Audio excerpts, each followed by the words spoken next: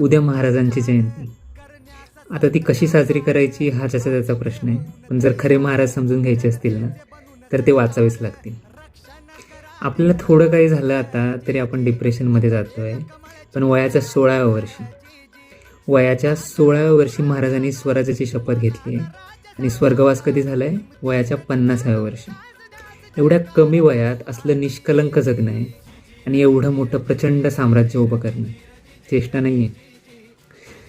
तुम्हाला जर महाराज समजून घ्यायचे असतील ना, तर एक पुस्तक सजेस्ट करतो आहे. टेन्शन घेऊ नका, फार जाडजूड नाही आहे, फक्त 63 पानाचं आहे. पुस्तकाचं नाव आहे छत्रपती शिवाजी महाराज जीवन रहस्य. लेखक आहेत नरहर कुरुंदकर. हे पुस्तक तुम्ही वाचा आणि तुम्हाला कळेल की आपले महाराज फक्त लढणारे नाही, तर आपला जाणता राजा, कष्टकऱ्यांचा, शेतकऱ्यांचा कसा पोशिंदा होता हे तुम्हाला ह्यातून कळेल. बघा वाचून. ह्या वर्षीची जयंती अशी साजरी करूया.